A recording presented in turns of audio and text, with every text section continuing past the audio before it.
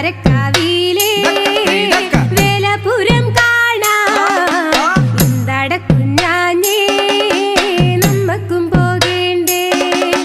മന്ദാരക്കാവിലെ വേലപുരം കാണാൻ നടക്കുഞ്ഞാഞ്ഞേ നമ്മക്കും പോകേണ്ടേ.